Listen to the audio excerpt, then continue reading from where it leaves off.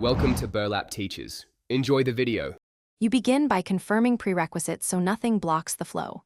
Make sure you have your Microsoft account credentials and that your PC is online. Unstable internet causes failures.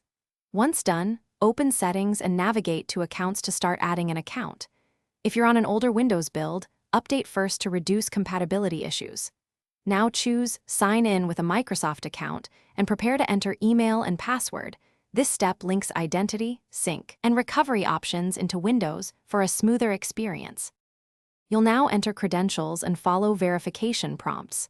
The how matters. After typing your email and password, Windows may ask to set a PIN. Use it for faster sign-ins because PINs are device-specific and more secure in practice. If your account uses two-step verification, complete that step by approving the notification or entering a code. This verifies it's you. Make sure to select whether this is a personal or work account, so Windows applies the appropriate policies and sync settings.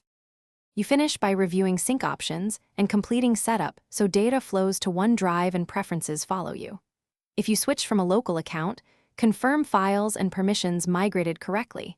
Make a separate local admin if you need fallback access. Once the account is active, test OneDrive and Microsoft Store sign-ins to confirm everything is synchronized. If something goes wrong, the key troubleshooting tip is to check system date/time and network, then sign into account. Microsoft.com to verify there are no accounts.